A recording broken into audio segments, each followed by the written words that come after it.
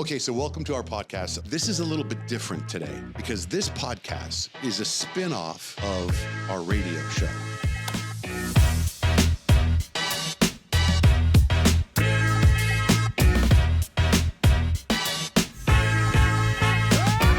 So I saw you or I met you, I can't remember. It was at the RFK thing. Like, okay. Was that a year ago, 2 years ago or whatever? Where we held it at with Callie Means and Charlie at like some little hotel in Scottsdale? Yeah. Yeah, I spoke at that. Yes. Okay, so I was there and I remember you walked out on stage. I think I was standing by a booth you had too, maybe.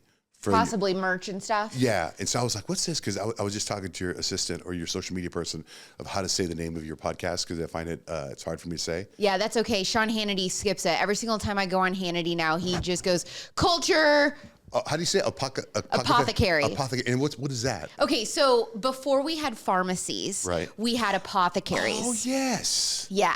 And so that was like the original place in a community where you would find natural remedies for healing. Right. And so the idea behind Culture Apothecary, the podcast, which is my show, is that every guest I have on has their own remedy to heal a sick culture. And so we're trying to fix our culture because it's so sick in so many ways. We're sick physically, we're sick emotionally, and we're sick spiritually. Okay, because now I remember, because I think at one point I had thyroid problems, and I got the medicine. It's everyone knows this medicine from Apothecary, Apocalypse Now. What's it called? Armor. You ever heard of that? Armor thyroid? No, I haven't. Well, I think it's one of those things because they didn't want me taking levothyroxine and all the chemicals and stuff, right? Yep. Okay, so essentially you're pretty much also a hardcore health freak. Kind of, yeah. Okay. Newly, I mean, I'm not an expert. I just completely transformed my life. Like, geez, we're probably going on like 3 years now. Did something happen? The pandemic. Oh, that's what happened. Yeah. It just totally like brainwashed. Well, no, I was undoing brainwashing. I was brainwashed. The pandemic opened my eyes to how brainwashed I was. Brainwashed like how?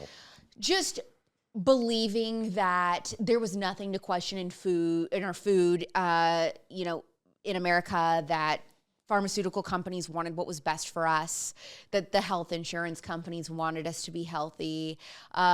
Just basically everything that I'd learned about health and nutrition growing up was a lie.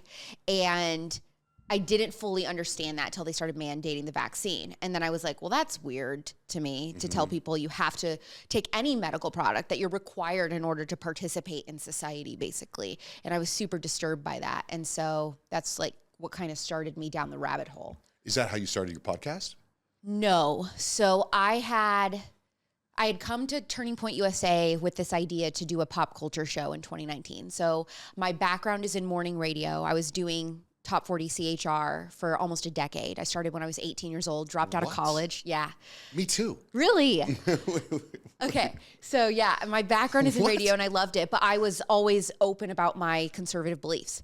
And so it never mattered until Trump became president. When Trump became president, I was working for Radio 1, and that's, a very urban radio company. Okay. And I was like one of the only white employees they had, basically, which was kind of interesting. And I was also one of the only conservatives. And so when obviously in pop radio, you're not talking politics all the time, but occasionally something would come up, I would say something. Mm-hmm. And so I would get in trouble. I was starting to get in trouble all the time. Once Trump was president, they're like, this is too polarizing, you can't say it. I'm like, what are you talking about? The social media girl, the producer on the show, is going off about toxic masculinity and all this. Like, I can't say that I disagree. And they were like, no. And I was like, well, that's BS. They wanted me to host all of these events that I disagreed with, like, the Women's March and all this. And I said, you don't want me to be political. This is a totally partisan event. And they were like, well, that's not true. This is about human rights. And I was like, bet, let's pull up the websites, like gun control, abortion, open borders, all this. I was like, this is totally a partisan event. I'm not hosting this. It goes against my beliefs. So I was always in trouble. And it was like, oh, what's Alex going to say now? And I was just always like going toe to toe. And I knew this is right before cancel culture became a term. I knew I was going to be fired for my beliefs. And I really wanted to grow. Like, my dream was, I wanted to go to Kate Craddock. I wanted to do the Burt Show. Like, this is where I wanted to end up.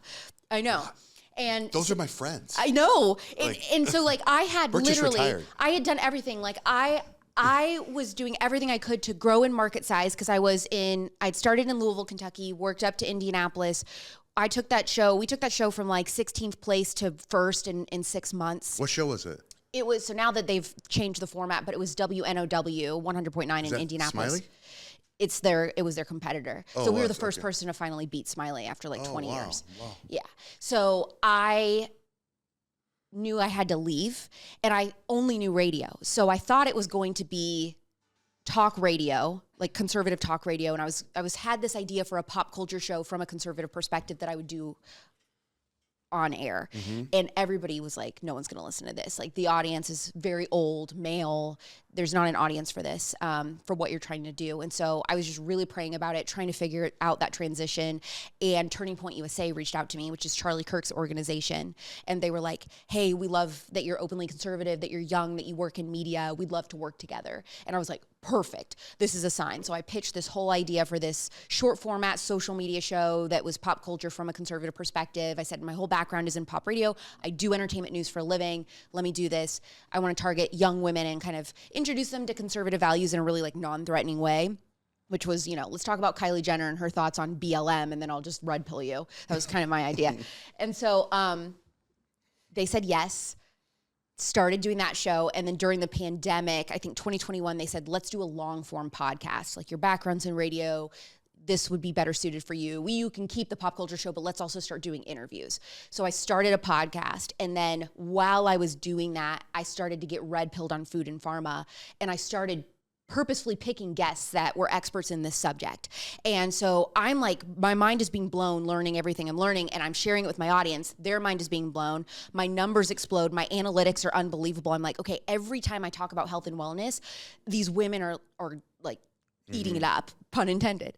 And so I said, we have to keep doing this. And by 2024, so I'd done that for 3 years, and I saw the trajectory, and I said, this is going to be the biggest driver of women into the conservative movement, is the topic of health and wellness. If we start saying that we are the party that agrees with these values, we're going to gain women voters. And so 2024, right before the election, I said, it's imperative I have to rebrand my show. And so Turning Point let me rebrand to calling it Culture Apothecary, that it was explicitly focused on health and wellness. And literally 2 weeks before I rebranded, RFK comes out and endorses Trump. And I was like, I freaking told you.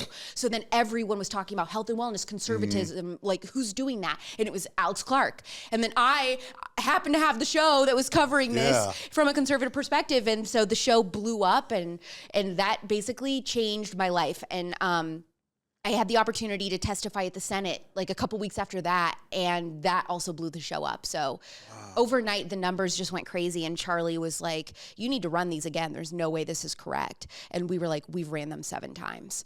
And he couldn't believe them either. Wow.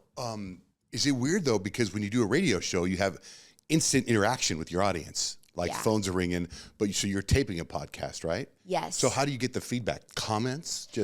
Or there's no call-in, right?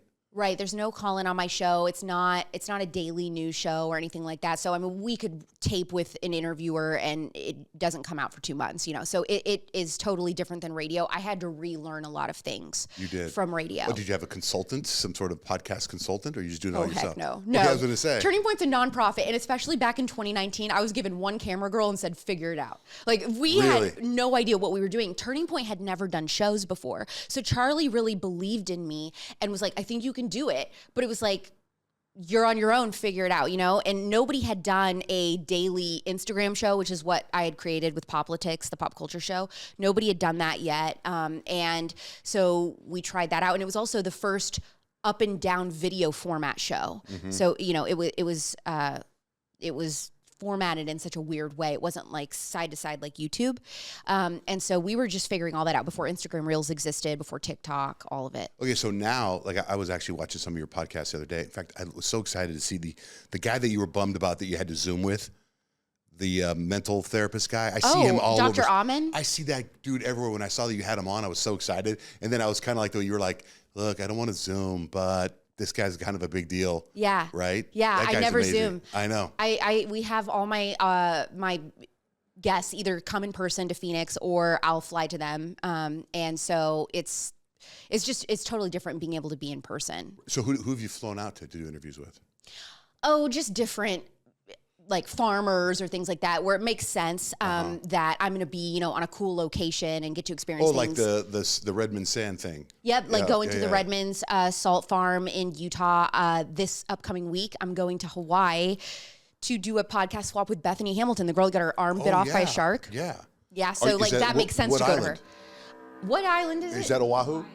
Kauai. Oh, Kauai? Oh, yeah. Wow. My son lives there. Oh, really? Yeah. Okay, and he's a health freak. She's taking me surfing, and I'm terrified. I've never surfed, and I'm not athletic at all, so that seems really scary to me.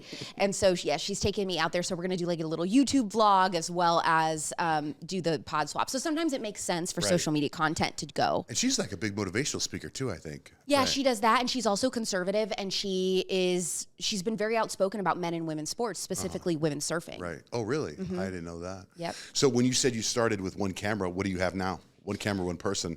Ooh, so now we've got a 3-camera setup. I've got a core team of 5 people, different editors, videographers, social media girl assistant.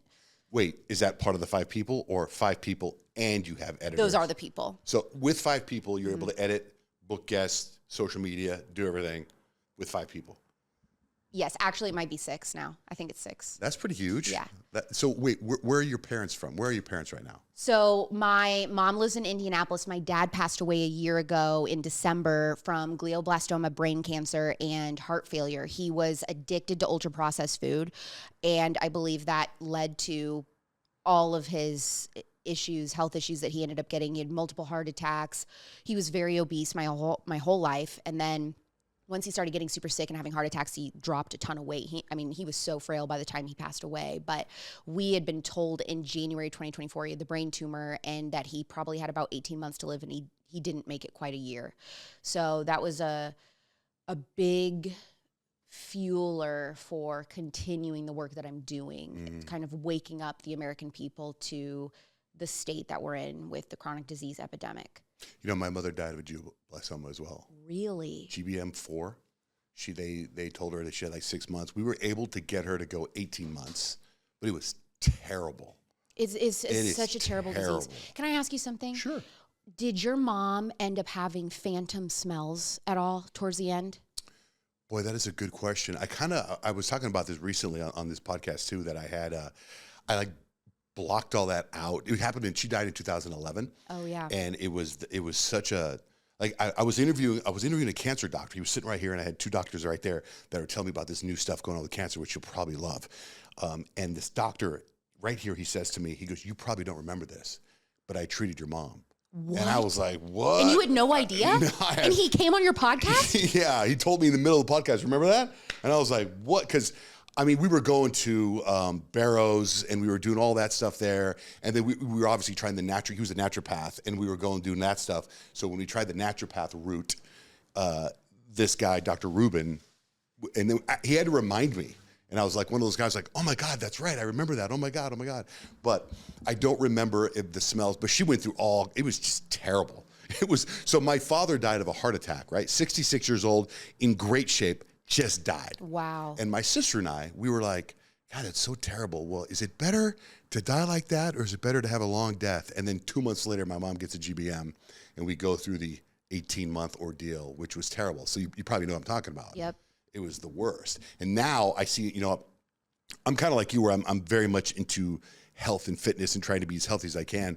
And stuff pops up all the time now. It's like, you can cure GBM with nicotine. Oh, yeah. There's a lot of studies on that coming out, which is really interesting. Like, really? Yeah. It was, that I haven't shared this. That was one of the worst things that happened the last time that I saw my dad was he was unable to sleep. He was in the hospital because there was stuff going on with his heart. So what ended up actually killing him was his heart stopped. He needed a heart transplant after all these heart attacks, but they wouldn't give him one because he had the brain cancer. Yeah. Mm-hmm. And so what ended up happening was in his sleep, he died just from his heart stopping. And I'm so thankful that it was just when he was asleep. Yeah. But leading up to that, he had been in the hospital and they'd put him back in there again. And, while he was there, he was like in tears, just insisting. He was like, "Do you guys smell that? Like, it smells like death in here. It smells like rot and flowers. It's a mixture of that." And no one could smell anything. And he was like, "It's in my sheets. It's in my pillowcase." And I was like, "Dad, I believe you. I believe you that you smell it, but we can't smell it. And I said, I think it has to do with the brain tumor. And I'm sure it does. yeah, so something weird Pressing was going on on the with nerves that. and the- Either that, or I was like, geez, I mean, this is so morbid. But after he passed away, because he passed away like 2 weeks after that, and I just thought, man, is there something that happens when you're dying where you start to smell your own body dying? I don't know, that's super dark. But it's just like those weird things that happen. And I guess with glioblastoma patients, that's something that some of them talk about is phantom smells that are extremely excruciatingly painful and horrific to deal with. It's like a terrible side effect of the cancer. So he was 6 months after being diagnosed, but he died of a heart attack. Well, he was diagnosed in January and died in December. Oh, okay. So almost a year, so 11 months. Brutal. Yeah. So these doctors I had, maybe you want to interview them sometime. I know, seriously. So these doctors that were here, there was 3 of them, and they have a clinic in Cancun called Immunoscene. And I'm going to use words I'm not allowed to use because, the doctors get sued, but I'm not a doctor. Like, they literally cure cancer. Like, I was expecting them to be knocked off pretty soon, right? So they go in, it's very expensive, but they go in and you go to Cancun to this clinic for 6 weeks, and they go into the tumor, and they make a vaccine from your own tumor specifically for you. And it's got like a 75% cure rate. It's unbelievable. I saw them, okay, I don't know if you're into stem cells, but just real quick. Yeah. I love stem cells. I go to Mexico and get stem cells. And I was at a stem cell clinic opening in Cancun, and Gary Brecka was there speaking. They asked me to MC it. I was MCing it, and Gary Brecka was a speaker, and so were these guys. So just so you know, it's along the lines of that type. Yeah. Like, so it's legit then. Yeah. So I trust anything Gary trusts. Good. Oh, that brings me to the hydrogen water. By the way, I'm all over the place, by the way, with this podcast. That's fine. I love it. Okay, good. I can keep up. Okay, good. So it brings me to hydrogen water. Have you followed the hydrogen water stuff? So a little bit. I just started to learn about it because of Gary, and I want to. So I haven't interviewed him yet. It's just been really hard with our schedules, but it's on my radar and his radar. We're trying to make it happen, hopefully before the end of the year. But I want to ask him about it, and I want to try his stuff. Okay. So he was pushing for a while these bottles, these Echo bottles, right? They were like $400. I bought one, and I was doing it every morning. I had it was part of my routine, but it broke. And I was so pissed that it broke. And then I emailed them, and they didn't get back to me. Now I've heard that they're going to get back to me. So then I don't see him promote those anymore. He started promoting these pills, these little tablets you drop in the water, and it turns into hydrogen water. And I got those pills too. But I'm on the move. I don't have time to wait for the pill to dissolve. Right? Totally, yeah. Then I come across something that you cannot get here in the United States, okay? But it is your lucky day because it's right here. It's hydrogen water in a can. It's right there. What? Yes. Can I open this and try Yeah, you it? can open it. It tastes just like water. You can't tell. But it's supposed to be really, really, it's legit. I drink one of these every day. I found them. I'm kidding. I found them in Australia. Ooh. And I'm trying to get them here. It tastes like water, yeah. I talked to somebody, a buddy of mine in fact, have you been to Postino's and all that? Of course, yeah. Postino and yeah. LGO, Legrand Orange. My friend Craig, who I had on the podcast, he's like, I'm going to get these in my stores. And then he goes, I know the guy at Sprouts. I'm going to get him in Sprouts. And I pitched him to One Stop Nutrition to get him in because I want to be able to. It's hydrogen water, and it's such a nice can. Yeah, this is really nice. I know, cool. I love right? this. Because now you just crack it open and go. I don't have to wait 20 minutes. I kind of want Gary Brecka, but Gary Brecka will probably come up with his own. I know, right? Yeah, he probably will. No, this is good stuff. Okay, so do you do all the red light stuff? Yes, I have a red light therapy device at home, and I do it 10 minutes every morning, 10 minutes at night. It is probably my number one most recommended. Like, look, these little devices and extra things are not required to live a healthy life, but they are fun extras if you want to spend the money and you have fun money to spend. Right. And look, we all have fun money to spend in some capacity. It's up to your prerogative, and your priorities on what that's on. It could be going to the movies, it could be amusement parks, it could be clothes. For me, it's health and wellness stuff. I enjoy that. So I have this device, and it is just a game changer for sleep, for skin, hair growth. If you're a guy, especially struggling with hair loss, oh my gosh, red light therapy is like my number one recommendation. Mm-hmm. I have the red light cap that I wear as much as I can. I do red light every day for 20 minutes every day. I have a place. In fact, when I started this podcast, I started with my doctor. It was called The Doctor and the DJ. And she's amazing. You would love her. Do you do hyperbaric? I have before, but I don't do it regularly. But have you done real hyperbaric? I don't know. Have I? Do you do the kind where you zip? What kind of hyperbaric have you done? I'm just in there. But like where? Like what? Do you go to a place in Scottsdale? Yeah, it's like a wellness center that has all those things. Like you can sauna, you can do a red light, you do the hyperbaric chamber. Yeah, that's not real hyperbaric. Where do you go? Okay. I'm going to change your life today, Alex Clark, when I tell you about the place I go to. Okay. In fact, what's funny is I tried to get Charlie and Erica to go there, and there was a place that Charlie was going to. Are you in North Scottsdale? Yeah. Okay, there's a place up there. I don't know the name of it. I don't know if it's still there. But the place I went to. No, I think I know where he was going. So you have to have a doctor there, and they put you in a chamber, and they lock you in. Oh. And it's like a giant glass tube. And then you go in there for 90 minutes, and they take you under, and it's crazy. And it pumps your whole body full of oxygen. You don't need a tube. You don't need, I don't know if you did. Okay. It's next level. And it's off of Lincoln and Scottsdale Road. It's called Ben Es. So I go there. My doctor's there. She owns the place. And I will go in there, and my trainer's there. I work out there. And then after my workout, I do 20-minute red light bed. They have the whole bed, like the kind where you lay down and close it. Oh, yes. Okay, what is it called? Ben Es. Write that down, Ashley. Ben Es. And then they have physical therapy there. They have the vitamin drips and stuff, but I don't do that there. And then when I have time, I'll sit in the hyperbaric oxygen for 20 minutes because that's supposed to heal your body like crazy. Oh yeah. It's a game changer. Well, and Charlie really struggled with severe back pain. Mm-hmm. That was something he had to have special chairs at work to sit in and all that to podcast in. That was a huge thing, was back pain for him because he used to be like an avid runner and he had to stop running. And then he just started being obsessed with taking walks, but it's just his back was hurting him so bad. So he started to really get into all the like crunchy health and wellness stuff. Mm-hmm. Although he was very adamant. He thought my raw milk stuff was garbage and he was not on the raw milk train. That was one of the first things I saw you talk about when I first met you or saw you at the RFK thing was this raw milk thing. Yeah. And I'm still trying to figure that out. My son, who's in Hawaii, swears by it. Oh, yeah. Does the raw milk, does the raw cheese. It's just a superfood. This is how our ancestors ate and drank, right? It's just ancestral diet. Like, let's just get back to basics. Let's have real meat, raw food, no pesticides, no GMOs. I mean, that's how we were designed to eat as human beings. So where do you get your raw milk?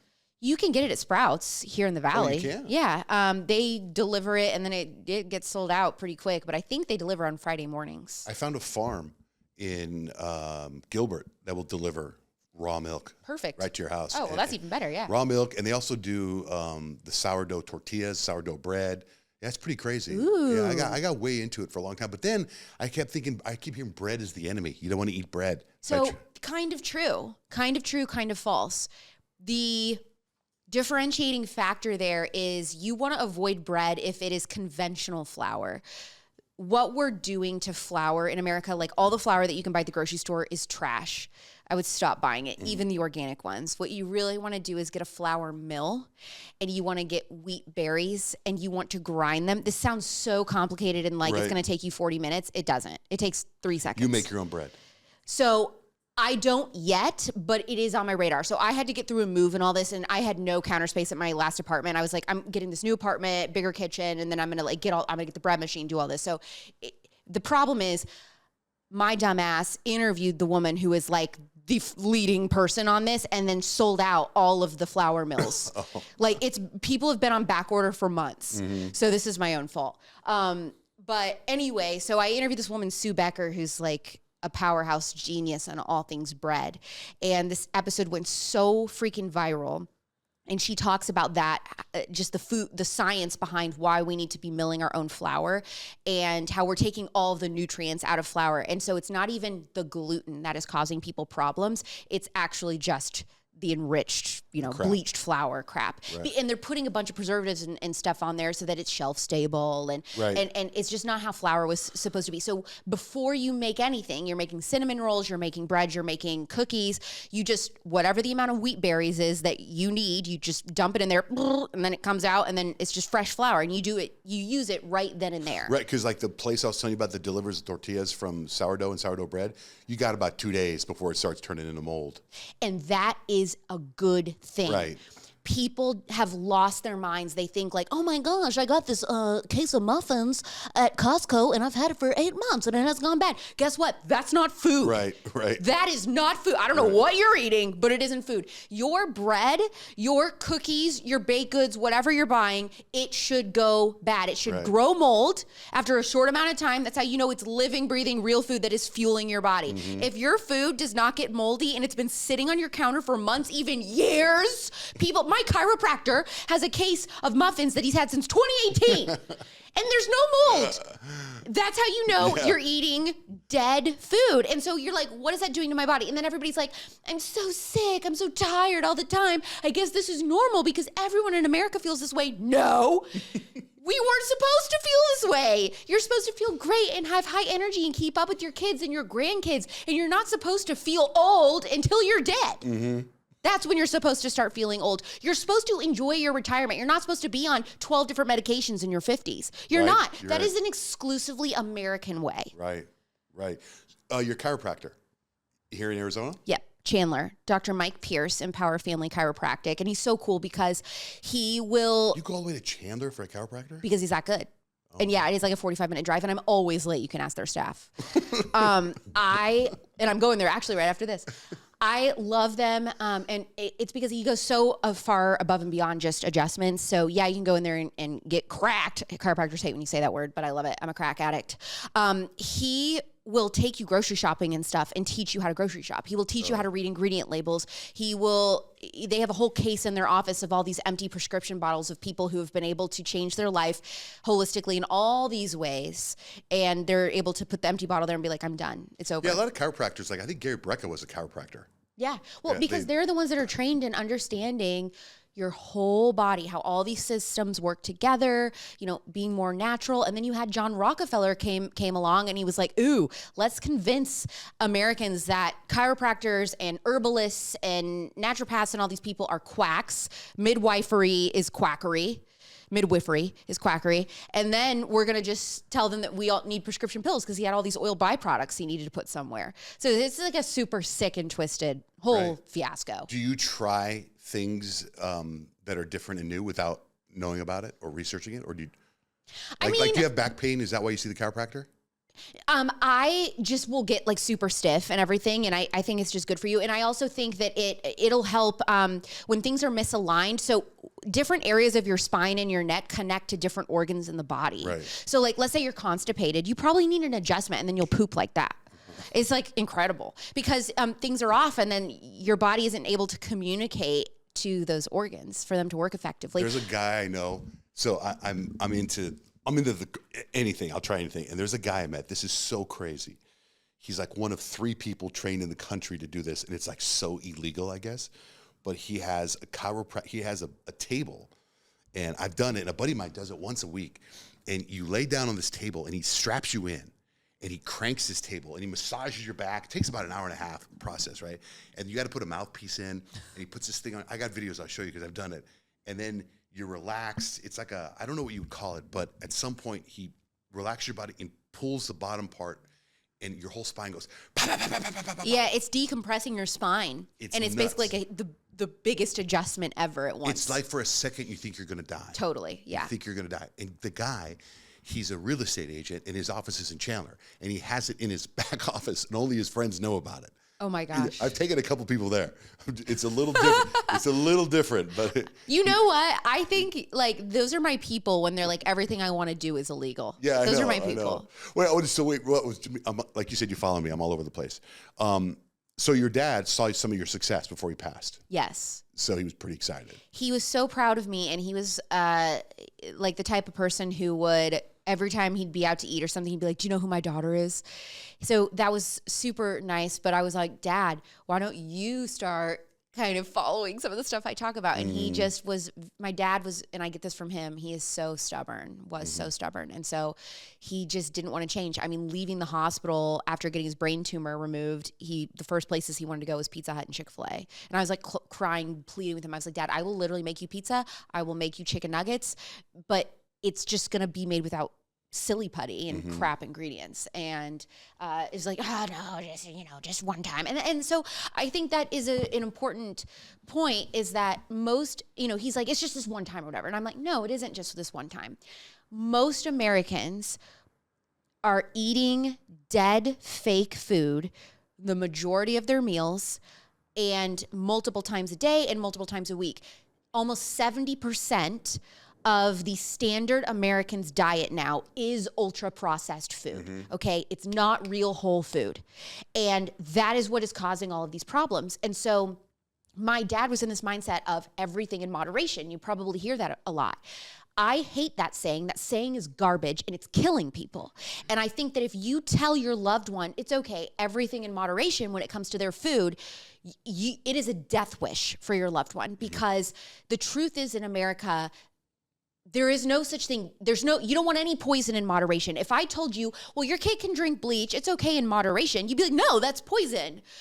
But if I explain to you that, monodiglycerides are basically trans fats and contributing to heart disease and heart attacks in your food, and you're eating those, would you still want to eat those in moderation? No, we stay away. Well, it's like with plastic in the water now. Yeah. Right. Are you one of those people? Anti-tap water. I'm the person at going out to eat to dinner that I'm like, we have to have bottled still or bottled sparkling. Right. I'm not eating I carry the bottled restaurant. water with me most of wherever I go. Glass bottles. Right? Yep. Yeah. Okay. Great. So I was going to tell you, with my mom, when we look back at everything, because we didn't know in 2011 what was going on, but it was with her, Diet Coke and Sweet and Low. She always had Sweet and Low with her. Like, I'm positive that's... And see, all that aspartame, I think about that. I know. Yeah. There's a guy by the name of Dr. Ted Broer. You ever heard of him? No. I saw him speak in 1989 with the first George Bush.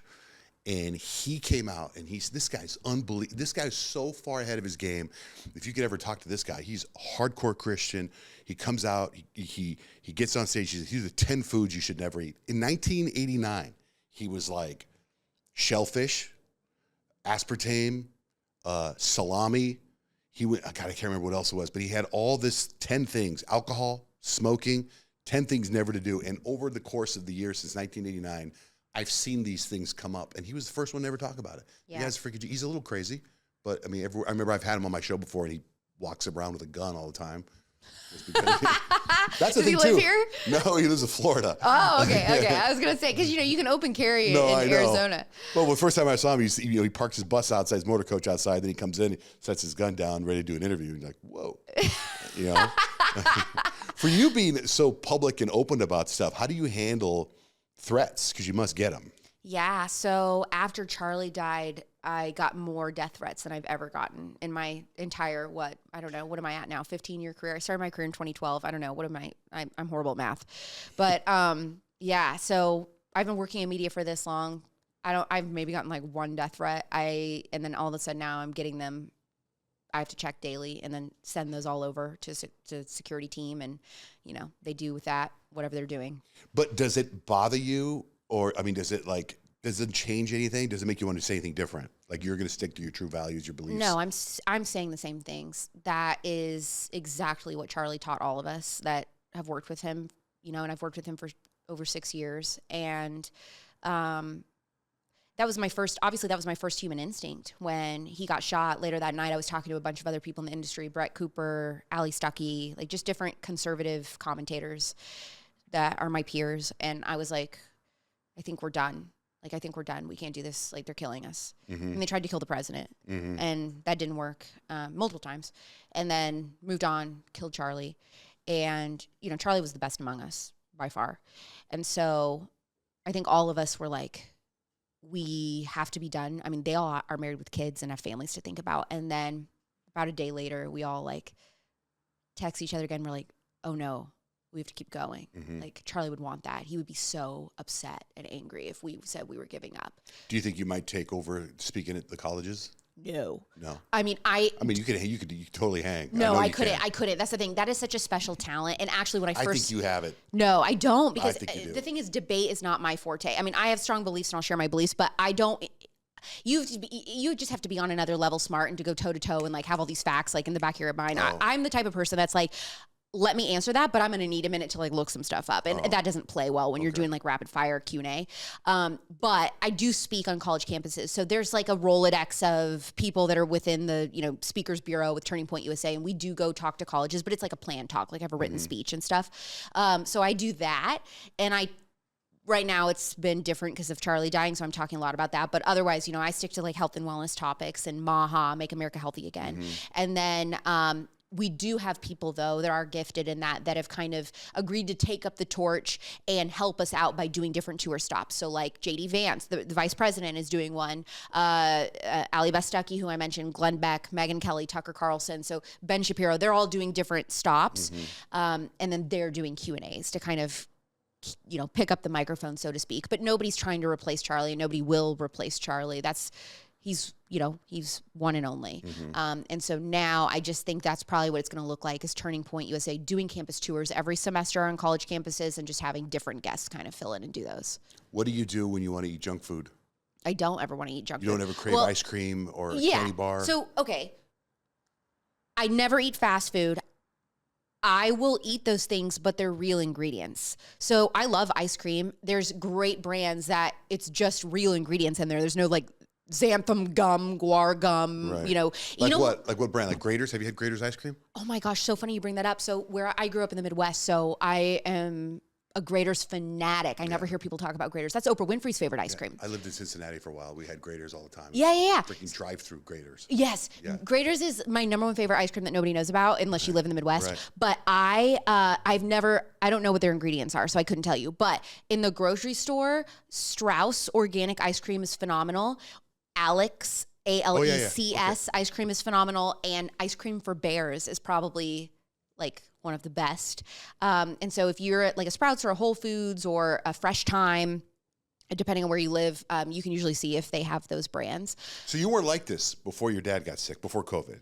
I started in 2023 is when I started to really like go crazy. But have you seen a change in your skin, in your Oh body? yeah. Your If I pull up pictures of me in like 2021, my face looks so inflamed. I look like a completely different person. Like I look like somebody, like a balloon animal, and somebody just pumped me up full of air. I look totally different. Now I've always been thin. I've always been petite, but you can still see the inflammation for sure. There's a huge difference. So if you're in a restaurant, like you're meeting some friends at a restaurant and they bring out the chips and salsa, how do you say no to that? I just say that because that happened to me 2 days ago, and I'm so pissed. I ate the chips and salsa. I'll have chips and salsa. I'm careful about what my main entree is that I'm ordering. I'm not ordering anything fried. That's typically going to be seed oils.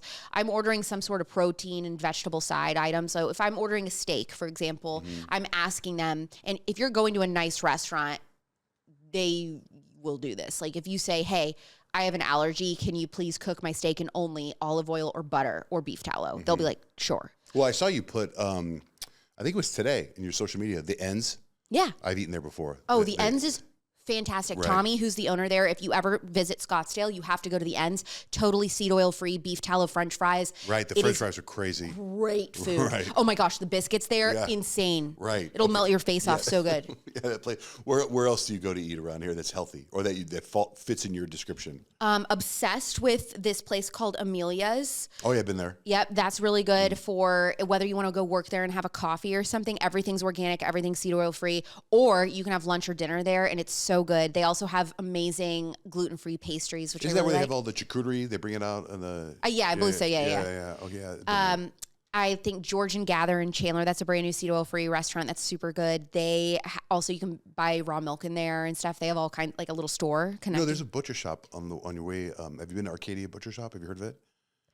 It's think so. Indian School and 40th Street, and they have organic milk. They have all the steaks, all the everything. It's about the size of this place, and it's just full of all the things. As a matter of fact, I interviewed. Have you met a certified health nut yet? Have you talked to him? No, but I know who you're talking about. He's the one that told me about it.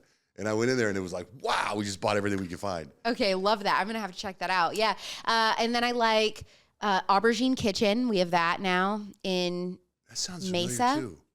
Okay, no, I haven't been there. That's good. We have True Food. Scottsdale is the flagship True Food restaurant. So you think True Food is healthy? Oh, it's extremely healthy. They just went completely seed oil free too. Oh, did they? Okay, because I had somebody tell me that they pretend to be healthy, but they're really not. I'm a True Food fan. True Food is excellent. True Food is seed oil free. There are a lot of organic options, grass-fed, grass-finished beef, like sourdough pizza. It's great. Okay, good. Yeah.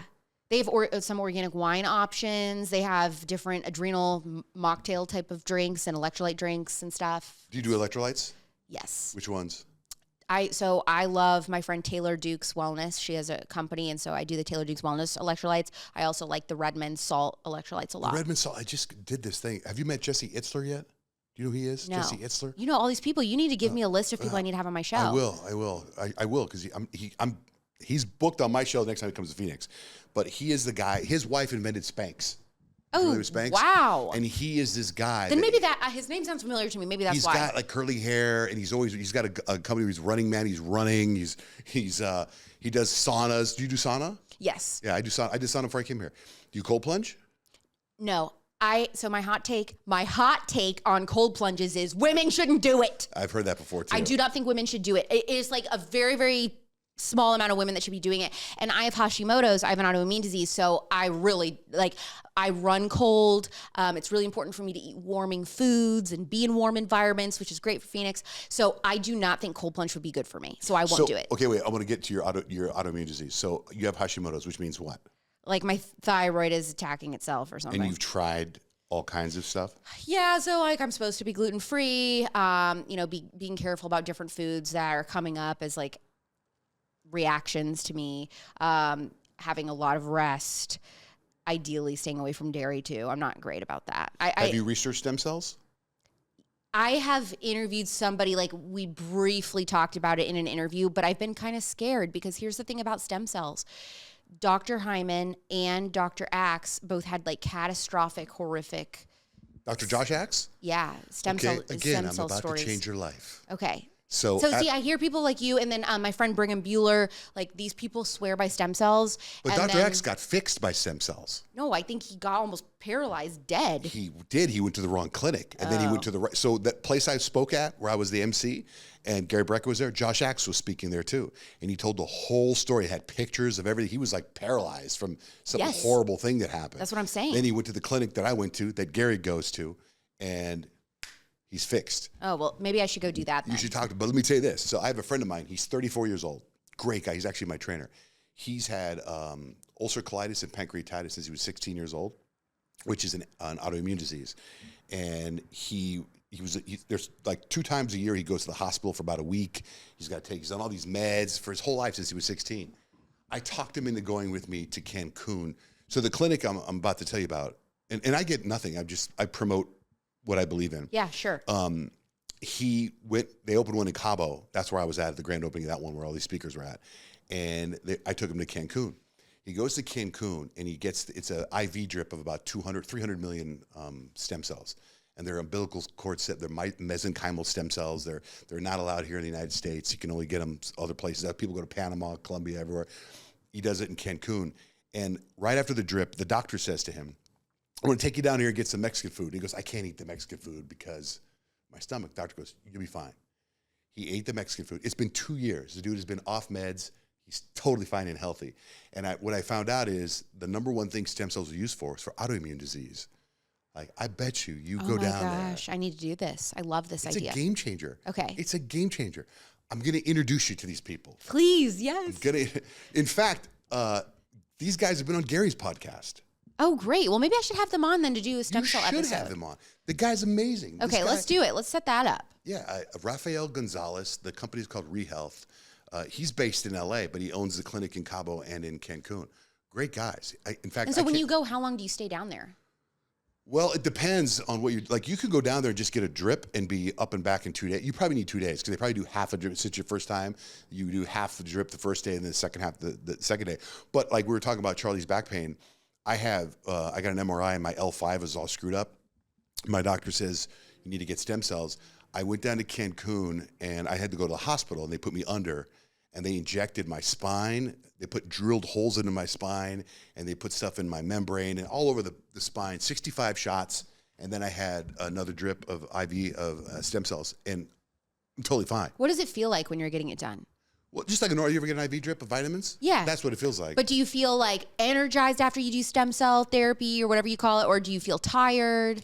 I don't feel different, but a couple of my friends that have gone with me or done it on their own, one of them like says he just can't stop eating. He's eating. In fact, he started taking a peptide to calm down his eating. Other people say it doubles and triples their weight when they're lifting weights. Whoa. They got stronger. My doctor, she goes down there and she does it, and she says that her Her body fat goes down. I think it's different for everybody. Okay. But it's like again, without doctor terms, it's like it doesn't know what it is yet. So it goes into your body and it just starts fixing things. I need that. It just starts fixing things because they didn't know what it is yet. Yeah, I hope it does something to my demented brain. Save this tape. I'm gonna play it back for a year from now when she's healed. Yeah, I'd love that. I'm telling you, this place it's amazing. And in fact, one of the things I've seen, there's these speakers in the biohacking world that go on and they say, drink this water, do this red light, get sunlight. The one thing they don't talk about is that almost all of them go and get stem cells. That's some tea right there. I know it is. I know. There's things I can't say because of HIPAA or I don't know, I don't want to betray people's trust, but there's so many people I know that go down there that are publicly speaking about health and nutrition, and that's the one thing they don't talk about. Well, why not? I don't know, maybe because it's illegal or maybe because then they can't sell the product that they're pushing because it fixes everything. Yeah. I think it's the miracle. No, see, I'm all about, it's important to have integrity in this space because we're going up against a behemoth, right? With just the current medical complex and what we've been dealt for the last 50 years, which is we've never been sicker. So we're going up against that. We're trying to gain people's trust back. So I'm like, look, if you're in the space and you're doing stem cells, you're doing whatever, let's talk about all the things that we're doing if it's working for us and it's serving us and we're feeling well. And also, on the other side of that is I think it's important to let the public know you have to do what's best for you. And it's most important to listen to your own body. So, you drinking dairy might make you feel super sick and your stomach hurt because you've got a severe dairy allergy, even though like raw milk makes somebody else feel like $1 million bucks. You have to listen to your own body. You can't just say Alex Clark does this or Gary Brecka or Johnjay does this. Like you can't do that and then just expect it's going to work for you. Because people always want to know like the supplements I take. I'm like, I'm not telling you because I know you're going to go out, you're going to buy every single supplement I'm taking and then you're going to end up like effed up, and I don't want to be blamed for that because this is real stuff. I mean, this is medicine and healing medicine that works if you have the exact same problems as me, which you don't. So you've got to go meet with somebody, not just a social media influencer, a trusted functional medicine doctor, and get on a plan for you. That's what I do. If I hear about a celebrity taking something, I go get it. Like, in fact, you know that guy, that Brian Johnson guy who's trying to live to be a billion years old? I know. That guy is like so interesting to me. Me too. I'd love to interview him. In fact, check this out. So I saw this interview with him where he said if he could only do one thing, it would be drink extra virgin olive oil. Have you heard this yet? Yeah. Right? So the doctor that was sitting here that I was telling you about, Dr. Rubin, he said the same thing. He does it too. And he told me about this brand. And I can't remember the numbers, but he's like, the brand I have is 250 polyphenols or something, right? And I'm like, oh, is that good? He goes, yeah, that's the highest you can get. And I go, well, let me tell you about, I buy the guy's product, the Brian Johnson. He sells his own. It's called snake oil, and it's extra virgin olive oil.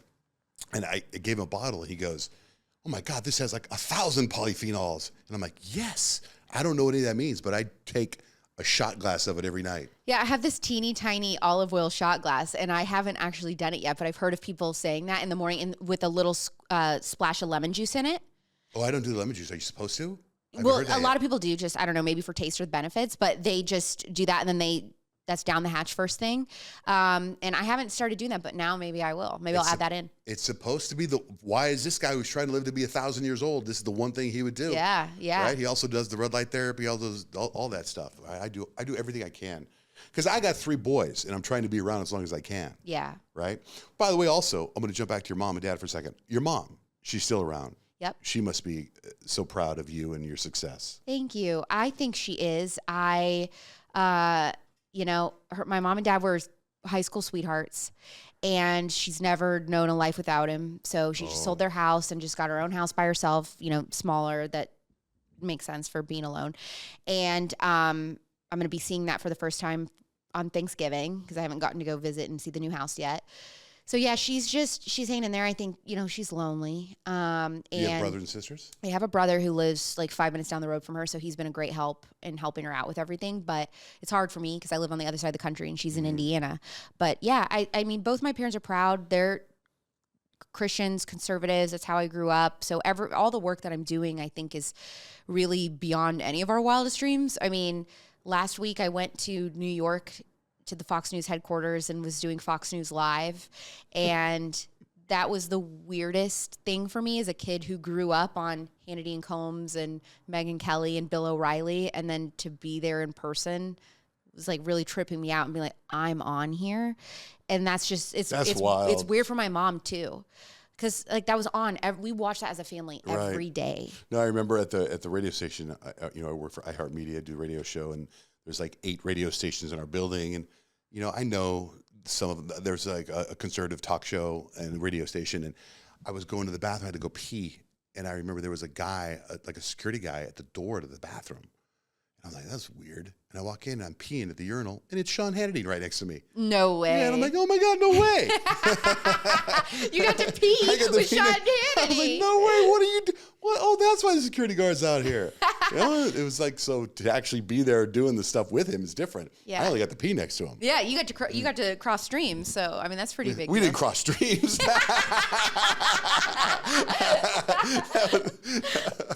That's the next thing I'm going to put that on my bucket list. Yep. I don't think you ever made me laugh on a podcast. That is, that's like definitely a dream come true. And so there's been a lot of opportunities, going to the White House, getting to meet the president, just really surreal things and stuff that when I was starting in radio, like I said, like I just was like, my dream is to be on Kid Craddock show. Right. Like, so that was so weird. Like I was like messaging Jeff Dollar from the Burt Show and being like, what do I need to do to get to be on the Burt Show, and like him helping me out. And did you get on the Burt Show? No, but it was like, that was what I was working towards. So Burt like retired yesterday. You're joking. I missed this news. He just retired. He's done with radio. Why? He's way too young. I know. He said he's done. Literally yesterday. It's all over the news in radio world today. Oh my gosh, I'm freaking out. I missed this. I've been in like meetings all day and doing other interviews and I have not seen this. This is like Trump. You're telling me for the first time. I'm telling you. Yeah, he retired. He's done. He's in San Diego right now. He's going to like Thailand, and he's going to just travel the world for about a year. And then he's going to get so bored and he's going to be back. That's what I think. There's no way. This man lives and breathes radio. Yeah. Why? He just got this new young hot wife. That's why. That's part of it. Yeah. Yeah. And Dollar, it's so funny you bring about Dollar because, he used to be called Omelet. He's what? His radio name was Omelet back in the day. Oh, yeah. And he was part of a show in Tucson, like in the year 2000. And then that show went to Detroit, Mojo. I don't know if you heard of Mojo show. Uh-huh. And Rich, my partner and I, he was the producer of the Craddock show. And him and I teamed up and took over for Omelet and Mojo. You know what I miss? I freaking love radio, and everybody's asking me, like, out of all the things that you've ever done, like, what's your favorite? And I'm like, oh, it's radio by far. There is something so intimate and special about the art of radio, and it really pisses me off how we're automating everything, and we're losing the magic, and there's just nothing like it. There's nothing like morning radio. It's so unique. It's so special. The relationships that you build with those listeners when you're on your way to work with them every single day, or they're on their way to work with you every single day. I agree. And, it's very intimate. There's nothing like it. It's just sad to me that...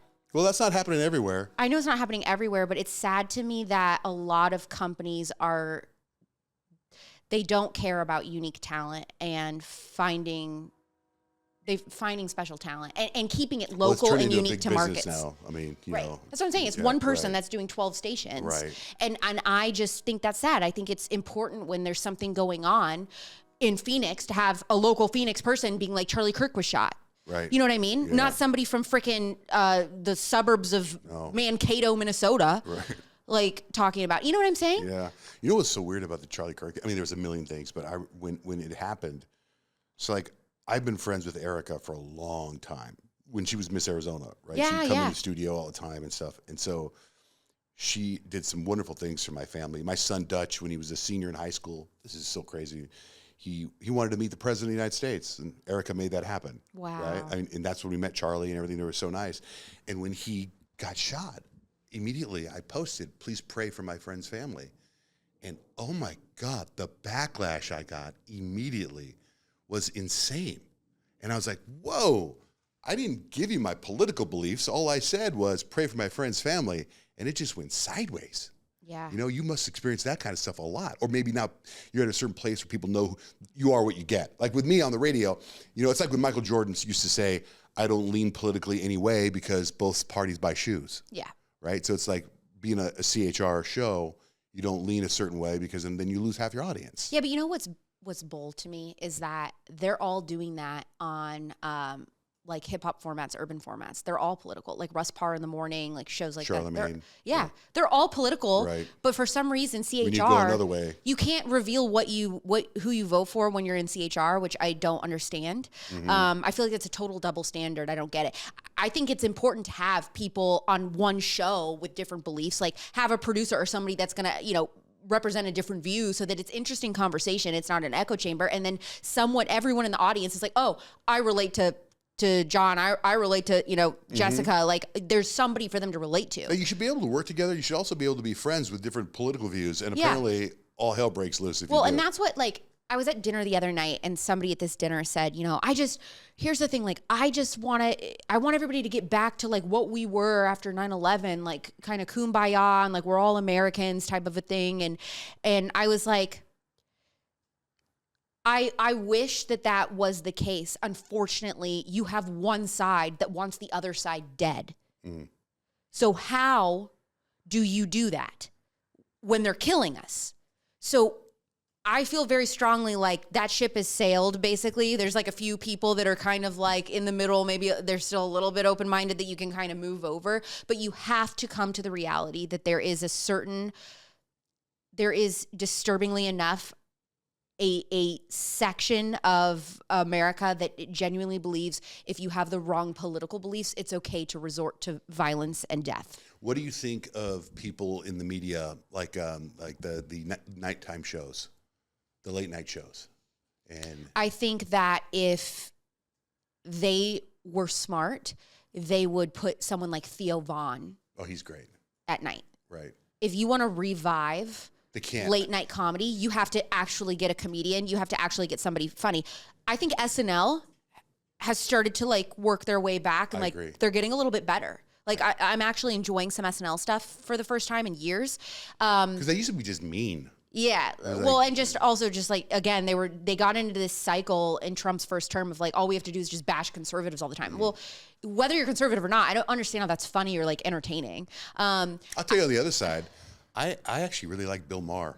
I love Bill Maher. Right. I love Bill Maher. I'm obsessed with Bill Maher's show. Bill Maher, to me, I think is one of the best talents that we have left. He's the best in talk shows. Did you ever get a chance to see Johnny Carson? He's Johnny Carson. Yeah. Except politics. I mean, I've seen videos and I know who Johnny he is. Johnny Carson's a legend. He's the best. Nobody's like Johnny Carson. Bill Maher is the closest thing to Johnny Carson, but he's on a political show and he's so damn funny. And did you watch the podcast he did with Charlie Kirk? I did, yeah. It was fantastic. Yeah. That was so fantastic. Good. I'm just obsessed with him, and you should be on that show. I don't know. You haven't been invited. You should. I bet you that's coming. I guarantee you. That would be wild. Well, if it does, then we'll know that you predicted it first. Right. But I think Bill's doing it right. You know, yeah, I think Bill would be great. Like put him on there. But I don't understand. Basically, you or I get more views than these shows. Like I don't understand how they justify it. Your show's huge. But I don't understand how you've got like any YouTuber or TikToker is getting more views than these late night shows, and they're still paying them millions. It's weird. Getting back to something with your mom and dad. So you grew up, are you still very religious? Yeah. Yep. I'm a Christian, and that's super important to me. And, you know, even always open about that. But with Charlie dying and stuff, even more so, I'm like, oh, this is like so crucially important. But what about when your dad was sick? Did you go to any, like for me, I don't know if you know, my mom is Mexican and my dad is from the Netherlands. I came out looking more like my dad. They both immigrated here from Mexico and the Netherlands. And my mother, when she got sick, she wanted to go to a little town outside of Paris called Lourdes, which is where the Virgin Mary appeared one time and healed all the sick. And there's a river that runs through it that is blessed. She blessed it. And so my sister and I took my mom there and went on this like religious pilgrimage. And when we went there, I don't know if you've ever heard it before, but it is fascinating. There's thousands of people, nuns, priests, and people that are sick, and they walk every night with candles and they pray and they bathe in this water that's supposed to heal you. You ever heard of it? Never. It's a trip, Lourdes. when you get a chance, get Lourdes on the show. No, I mean, but I didn't know if you, when you went through that with your dad, if you went like, oh my God, we got to go pray. We got to go do this, eat this, drink this, pray this. Yeah. I mean, my faith was a constant throughout that and praying obviously for him and my family and my mom. But yeah, that didn't change. I mean, because I that's how I grew up. So that wasn't new for me, but definitely trying to persuade him to kind of change his life was, I was really frustrated with just like him wanting to eat Apple Jacks and stuff like that. And then my mom just feels bad because she's like, he's dying of cancer. Like if he wants to eat this, let him eat it. Yeah, I'm like, sugar feeds the cancer. I know. That's what I said. And I was like, I get that, Mom, but this is the problem. I was like, he's going to die for sure. We know that. But like, maybe we can buy an extra 3 months. Like that's what I was trying to do. I was trying to play the game like that. And you know, you have to be willing. And that's the thing. He was an addict. And addicts are going to do that. It could be food. It could be alcohol. It could be drugs. If you have a parent that's an addict, then you understand it. Now, I don't think that anyone else in my family is willing to use that language in regards to him. I do. And I love him, but that is what he was struggling with. I mean, that's how it was my whole life. Like we pass a White Castle. Oh, we got to stop. You know, it's just constant. Did you ever eat White Castle in your entire life? Oh yeah. Okay. I mean, I ate and lived just like him. Right. You know, when I was growing up. Shift. And then I had a shift and I realized how important it was. And I was like, I'm literally going to die eating like this. It never clicked for me before. I just thought if it's on shelves, this is what most Americans think. I think if it's on a grocery shelf, it's safe. Right. But it isn't. And then I had this like crazy mind blow moment where I realized that almost everything in the grocery store isn't food. Right. And so I was like freaked out by that. And so, I just started learning how to cook. I had no idea how to cook because everything I ate was in like boxes and bags or fast food. So I had to learn how to cook during the pandemic. And the way I did that, and they're not a sponsor, and I also would not recommend them because they're totally using seed oils and ingredients I wouldn't use now. But the way I learned to cook was using Home Chef or whatever that was. It was Green Chef. HelloFresh? Yeah, one of those. Yeah. One of those. Yeah. And so I was getting one of those meal subscription services because they have pictures with the steps of what you do. And so I learned how to cook like that, and then I gained confidence, and then I was able to get a recipe book out and start actually cooking with recipes without pictures. So like, what have you eaten today? Today I have had a 50-gram protein smoothie, and that is it so far. So I've been really bad, but I've been really busy. Do you count how many grams of protein you have a day? Yeah. So what do you have? I need to be eating probably like 100 to 120 grams of protein. What about exercise? So I have a personal trainer. I also do Pilates. Every day? No. I try to go like twice a week if I can.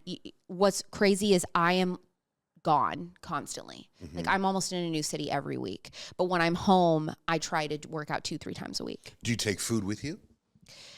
Yes, initially when I'm going on the plane, I will try to pack something, or like one of the best hacks is I pack snacks for sure. I love tin fish. I always bring tin fish with me everywhere I go. What's that?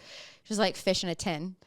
Oh, you mean fish? Real fish? Yeah, like a sardine salmon or like mackerel or sardines or something. I think it's so good for you, and it tastes really good. I'm obsessed, and they're not a sponsor either, but I'm obsessed with this brand Fish Wife. It's like super cute packaging, so I'm like a sucker for that. And but like, do they do tuna? It's like tuna fish too? Yeah, anything. But it's called Fish Wife. Fish Wife. Okay. And yeah, it'll tell you on the box, what healthy. type of fish. Yeah, and it's in olive oil, and they do like chili flakes, and it's really good. But I love that. Or I'll do just ground beef. So just like hamburger patties, plain, no bun or anything, with just a bunch of Redmond salt on it. I'll do that. Wow. Yeah. Okay, so now let me ask you this. Taylor Swift. Obsessed. So one of the greatest perks of working in radio was that I got to meet her twice. Yeah. And my audience cannot believe that. My audience hates Taylor Swift because they're all conservative. So they think they think I'm disloyal. I'm a traitor for loving her the way that I do, but she's the background of my phone. I've gone to every tour multiple times. Became a Swiftie during the Speak Now tour, and I am a diehard Taylor fan. I just did a Patreon special podcast, and it was behind a paywall, and you had to pay to listen to it, but it was like an 8-episode special series where a friend and I that's also a Swiftie, we went deep into the lore of every single era, reacted to the life of a showgirl, and did our predictions for TS13 and what the wedding will be like, and we made people pay for it, and then all that money was gifted to Erica. Wow. Yeah, so that was a fun little special thing that I did, but I could talk Taylor. I could totally talk Taylor all day, every day. Yeah, she's fascinating. Yeah, I'm obsessed with her. I think that she's a brilliant artist, businesswoman, songwriter, just person, and celebrity in general. So you can put away her political beliefs, lock that up. I just do not care. Right. And I think that it's so retarded when people come at me for liking her for being a leftist. And I'm like, okay, do you subscribe to Netflix? Do you scroll on Twitter? Do you watch TV? Do you listen to any music that's secular? Because if you do, you're consuming people that are totally liberal, because most of them are. So Right. why is it her that she's got like this, people are obsessed with, like, she is this purity test. If I like Taylor Swift, then, you know, it's like the end all be all for me. People literally are like, I'm unfollowing you because you like Taylor Swift. And I'm like, crazy, goodbye. right? You're already blocked. So what about when you have Trump post, I hate Taylor Swift? Doesn't that Yes, I hate that. Stop. I'm like, do that. my mom and dad are fighting. I love her. So I hate when he does that because I think it's super dumb. And I'm like, why are you doing this? Right. Like, she's so beloved. Right. Besides conservative, she is beloved. And I'm like, so why are you attacking her? Because it's just, and especially with young women, it's like you already struggle with young women. Like, can we not? So that's my Isn't advice. it weird? Like when she got engaged, I was so happy for her. You I what know. mean? Everybody was. People were crying. I know, it was so weird. The stock market went crazy. No, I'm just Like, joking. But she's just different, right? There's nothing like her. well, we've all been rooting for her to find love. We've gone through this whole journey with her since she was literally a kid. And so it feels like your sister or your friend or whatever has like finally found true love, and you're just so excited. You know, since you have the radio background, we did a game. We were giving away a car or something, and we played a game, and it was called Who Do You Know? Where you have the biggest celebrity call in for you. Whoever can have the biggest celebrity call in, that person will win the car. This is in, 2006, 2000, or you might even know the date when I tell you what happened. I get a phone call from a girl, and she's like, hi, my name's Taylor Swift. Somebody left a message on my MySpace to call in. I'm 16. She was 16, and she called into our show. No way. Yeah, no, wow. That person didn't win the car, but they would today. Right? Yeah. Can you Right? believe that? Right? Oh, that is so crazy. And That's some good lore. It was it was amazing. And when we play the audio every once in a while, it's so cute because she's so young. And we've had her on our show several times since then, but that was the first time.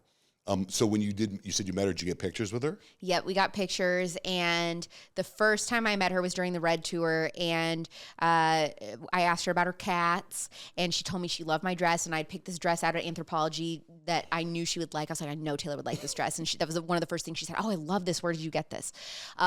Which she might just say to everybody to be nice, but I'm going to pretend like, you know, I picked something she would pick. And I was with a friend, and my friend was pregnant that I worked with a coworker at the radio station, and she was asking like about the baby immediately, like what's the nursery decorations going to be like? I mean, Wow. she's so thoughtful Right. and always making it about the person that's in the meet and greet room, not about her, which I'm sure you've met her. Yeah. She's always like that with everybody and so kind to radio people. And then the second time my fangirling had reached another crazy level. This is during 1989. And so when she finally worked her way through the room to me, I just burst into tears and I was like, ah! And then, I couldn't compose myself. And I've been in radio for so long, and all my coworkers are so embarrassed. I'm like, I'm so sorry. And then I said, I'm just so happy for you, because she was dating Calvin Harris at the time. And so I said, I'm so happy for you that you're dating Calvin. We just love him or think he's great or something. And she said, isn't he great or something? And and she was like, it's okay that you're crying. And then I asked her what her favorite chicken nuggets are, because I was the chicken nugget fast food queen. And so I asked her that. And when she wrote me a little card after thanking me for coming and meeting me. And a handwritten card. And when I got that in the mail, it said, I never get asked about chicken nuggets. Wow. Yeah.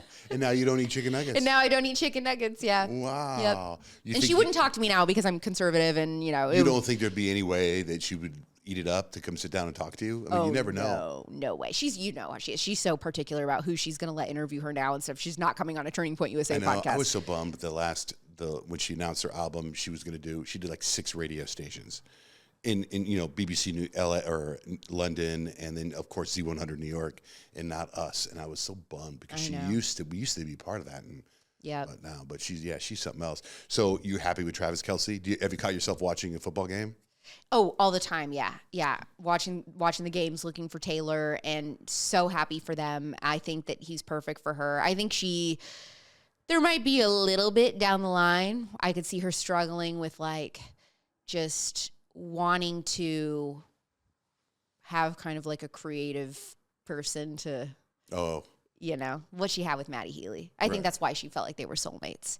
And so obviously Travis. Felt her and Maddie Healy were soulmates? Oh yeah. This is what what Torture Poets Department is all about. I thought it was about the other guy, the Alwyn guy. No. That's what's shocking about this album. There's like a handful of songs that are about Joe, but most of that album is about Maddie Healy, that he was who she wanted to be with the entire time she was with Joe, secretly. Whoa. Mm-hmm. So what do you said you did this Patreon thing. So where do you think the wedding is? What's your theory on the wedding? Well, right now, and I mean, this is other people who are reporting this, but the rumors that are swirling are that it's going to be in Rhode Island, and at her place? Not at her place, at a venue there, like maybe the Breakers or something. And rumors, again, who knows, but that she had paid off some brides, that she really wants the date of June 13th in Rhode Island, and so she was paying off brides that had their weddings. They're like, hey, I'll pay whatever wedding you want, anywhere you want, and your honeymoon, all covered by me. Just pick a different venue and a different day. Don't know if that's true. But if she ends up getting married at like the Breakers, Rhode Island, then we'll know it was true. Who's your favorite interview you've done so far on your podcast? Oh, that's so hard. I know. I hate that question. Because every year that I've podcasted, it's different. Well, which one's left an impact on you? So should we stick with since I've rebranded? Sure. To health and wellness? I mean, one of the best is Callie Means. Oh, yeah. Every time you interview him, he's so good. You've got to talk to him if you haven't. He is just so good at breaking down all of this corruption. And you're like on the edge of your seat the whole time, and he says stuff, you're like, you're kidding. Yeah. So I love him. And then I would say one of the first episodes I did in the rebrand was actually a local raw milk farmer. And that interview is still one of my most popular. Wow. He was just so good at explaining, what's wrong with the dairy industry and the benefits of raw milk. And he cried at the end, talking about how much he loves his daughters and Jesus. And people just loved this man. I mean, he was like the perfect American farmer to interview, I guess. So that interview did really well. And then my Dr. Brian Artis nicotine episode went crazy viral. People are obsessed with that. So what's your take on that? Have you seen the Zins, the thing people chew? Yeah, he swears by patches and pouches and all of that. So it's kind of supposed to be good for you, right? Nicotine to a certain degree? That's what he says. Now, different people say different things. Max Lugavere, if you know who that is, he disagrees. He's a big health and wellness podcast and does a lot with the brain and dementia and Alzheimer's and stuff. He says, this is garbage. And then you have people like Brian that are adamant. And I mean, when I did this interview talking about the benefits of nicotine, I had thousands of people in my audience that are like, I have been dealing with debilitating pain or I had no smell since COVID, all of it's back, or my pain is gone. Things like that they've tried everything and nothing would work until they did the nicotine patch. Wow. Have you interviewed Hyman? Not yet. He's also on the list of, we're trying to work out a date. So hopefully, because I'm obsessed with him. Well, work on a date for him coming here? Yeah.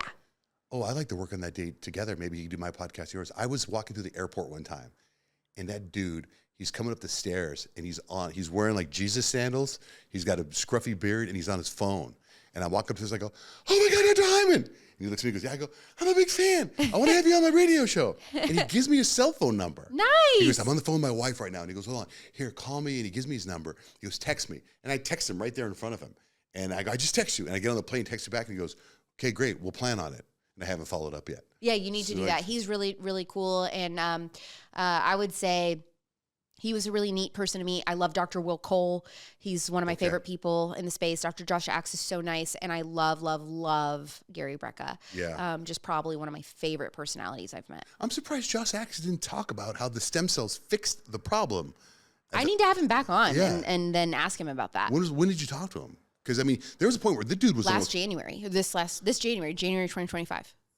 That's when he did the speaking tour in Cabo, when I was there with him. I'm going to have to ask him about this. I'll text him and I'll be like, what's the deal with this? Should I be doing it? Yeah, totally. What about Peter Attia? Are you familiar with that guy? Yes. He was just on 60 Minutes. I think him and I are supposed to be doing a podcast swap. Wow. That's huge. That guy's awesome. Yeah. That guy's awesome, man. Wow. That's going to be big. He was just on 60 Minutes yesterday. Oh, I'm going to have to watch that. It's great. It's great. He's so fascinating. Well, anyway, listen, thank you for being on my podcast. Thank you for having me. This is so fun. I love that, we have so many interests in common, that you're in radio, and I love what you're doing. And I obviously have known about you my entire career. So it was like when you had asked, I was like, told my team, we have to make this happen. Like, I really want to do this. Thanks. Yeah. Thank you. It's funny you bring up Kid Craddock. I feel weird saying this, but Rich, my partner and I, we actually just won. So Kid Craddock died. Yep. And they created an award for all the morning shows vote for what they think is the favorite morning show, and we just won the most recent Kid Craddock Award. Congratulations! Bert won it last year. Of course. Mojo won it the year before that, and we won it this year. So yeah, Mojo's cool. a legend too. So cool. This is like so cool. It just feels like another lifetime that I got to do all this, wild. and I was in and that I'm world. such a fan of yours. It's so cool. I couldn't believe it when they said you were coming out. For real? Yes. Wow. Anytime. I'd love to come back. You would? Yes. Oh, good. We'll have to do an update. Well, thank you, Alex Clark. Thank you. Take a hydrogen water. I will.